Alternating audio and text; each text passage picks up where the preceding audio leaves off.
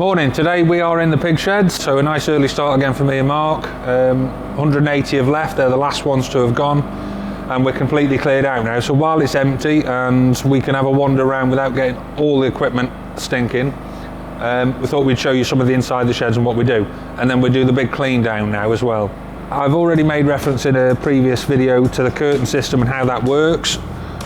On the inside now, we've got the auger line, which is the feed system. So you've got all these troughs. Each pen has got a trough with 5 spaces in, and the trough is all fed by this auger line from the bin at the very end. So at the very end there is the sensor. So what it does is it senses when this pipe fills up to the top, the sensor clicks and it turns it off. As the pigs eat the food drops in the bin, it drops out the tube, the sensor kicks in and it keeps going. So all these bins are constantly full of food the entire time that the piglets are here. At the end of the batch now, what we do, we shut them all off, we let them eat the last of the feed out the troughs, and we just top up anything that needs it over the last few days type thing, and then that line will be completely clear, the troughs will all be empty, and then we start stripping out now to do the big clean down.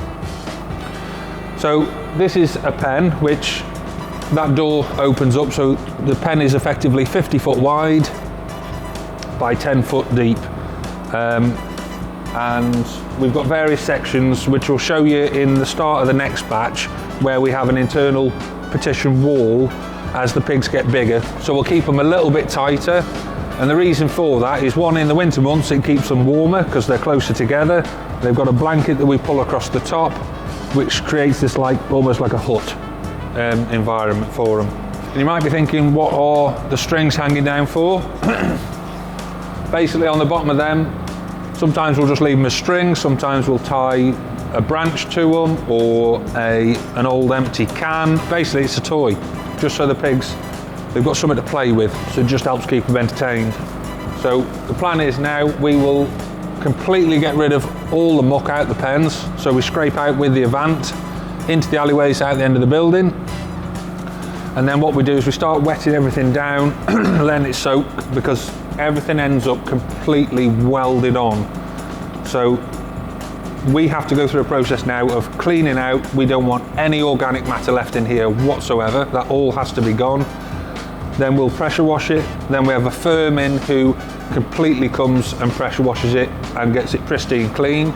Then we let it dry, then we go through with a foaming gun and completely disinfect it, and then we leave it to dry again, and then after that it's about 2.5 weeks, something like that, we're empty for.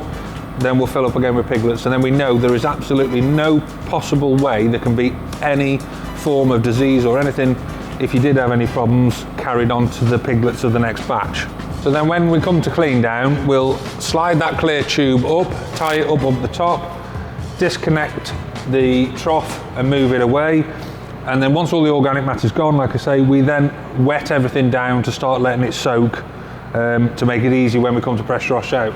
Also, because all around the bottom of the bins get absolutely welded on, we leave them to soak as well. So we pull them away, we empty out anything that's left in the bottom, and we basically put it all on to soak.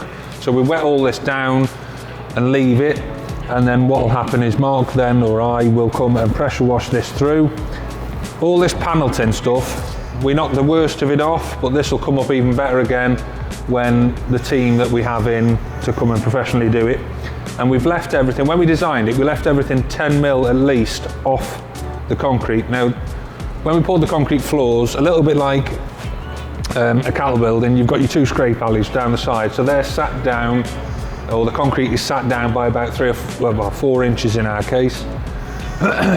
The building is sloping 300 mil towards the muck midden from one end to the other, so there's a gradual slope, so anything that goes into the alley is gradually making its way down anyway in terms of dirty water. And then the middle of the building, the concrete where the bedding area is ramped up to the middle and also sloping 300 mil again. So the midpoint is the highest, so anything that does get on the middle works its way to the scrape alleys, and then the scrape alleys are all working their way out to the end. All of these we then leave 10 mil off the floor, because you'll get muck underneath, but when we're pressure washing, it was a good idea to do that, because when you're pressure washing the pen, you're pressure washing it all out into the alleyways, and then when you come to the last bit, you're just blowing straight through under the panel.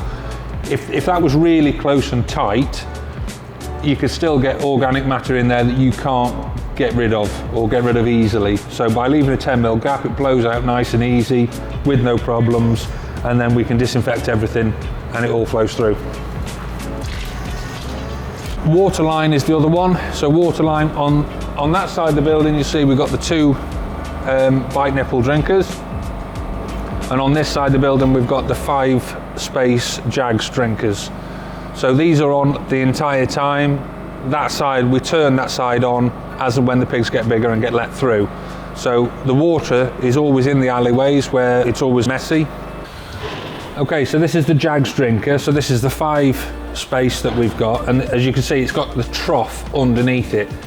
If I could do it all over again, I would have put the same drinker on the other side of the building, because the bite valves on that side, basically the pigs tend to play with them, and there's nothing to catch the water, and because they play with them, you end up wasting quite a lot of water. So how these work is basically it's a bar, and when you depress them, it just fills. So the pig's nose will go in and depress them, and it pours water into the trough, and they drink from the trough.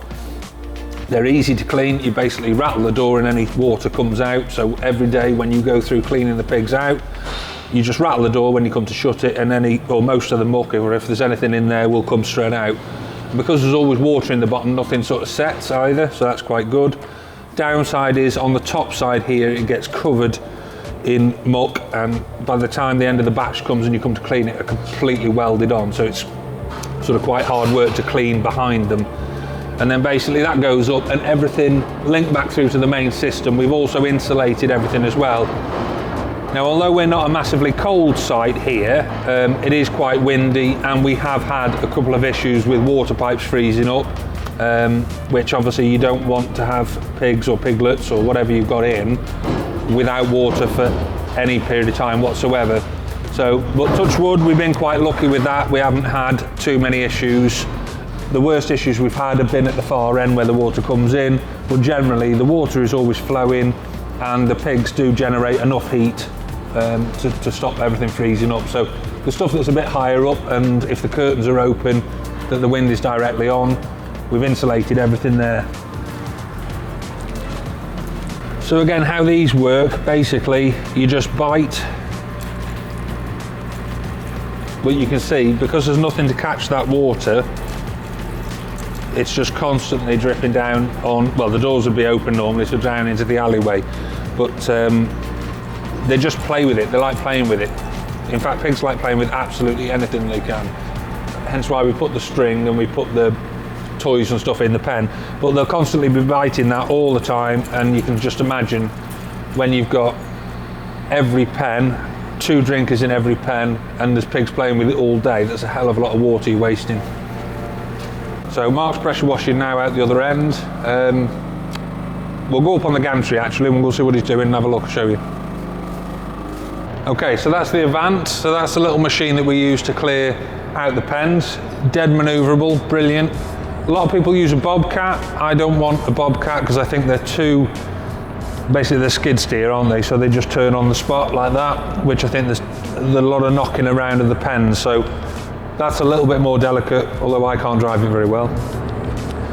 Underneath this gantry here, what we did is we run a water line through, and then what we can do is we can plug a pipe in and basically use it at any point along the building to wet the pens down to start letting them soak.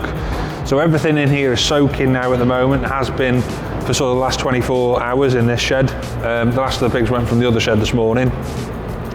And then what we've got is we've got a pressure washer mounted on the gantry in shed number 1, which is mounted at the end here with an IBC feed. So it's got 1,000 litres of water ready to use straight away, and that will top up as we're using it through the pressure washer.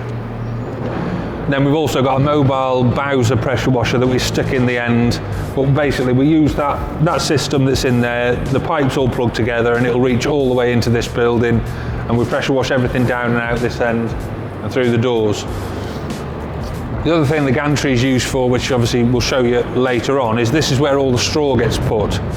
The trolley's at the far end, so I'll explain the trolley in a minute, but we will fill this full of bales before the pigs come, and then you keep topping it up with bales throughout the course of the batch. And it's just easy because this, basically you throw the wads of straw off each side into the pen, so you haven't got to go into the pens or down the alleyways with a straw chopper like some people might do. We do it all from this gantry. So that's the trolley that we put the straw in with. In fact, we'll show you that in a later video where we actually fill it up with straw and show you how we do it. And this is all the control panels that I told you about earlier on. So this control panel here is controlling all the curtain system. So we've got temperatures, we've got wind, rain sensors, we've got control of whether we open, close, put them on automatic or leave them off altogether for each quarter. So that's that whole curtain system controlled by that unit. And then here we've got the weigh cells display for the feed bins. So this is telling me that this shed is completely empty, we're cleaning out, and we've got 3.6 tonne left in the bin. So that 3.6 tonne that's left in the bin, we take out, we put into bags, we've got a shed over the way that we put it in with a roller shutter door, completely vermin proof. We leave it in there, and that is the feed that we use toward the end of the next batch. So we've got to empty that feed out of the bin, and then what we do with the bins then is we've got smoke bombs that go in. You set the smoke bomb off and it completely disinfects anything that's going on in the bin. I think Papa G is here loading up muck at the minute, so we're going to see what he's doing. So he's loading up muck. We've got a muck for straw swap with a local arable farmer. So the minute we're clearing out, we're getting rid of everything that we've got, because again, everything has to be gone. We don't want anything left here for when the next batch comes in, even if it's muck on the yard, because the machine will run through the muck, run into the building, and could transfer any bacteria that we don't want. So we'll come back and show you a bit more when we're putting the straw in and when we're getting ready for the piglets coming. But in the meantime, big clean down montage.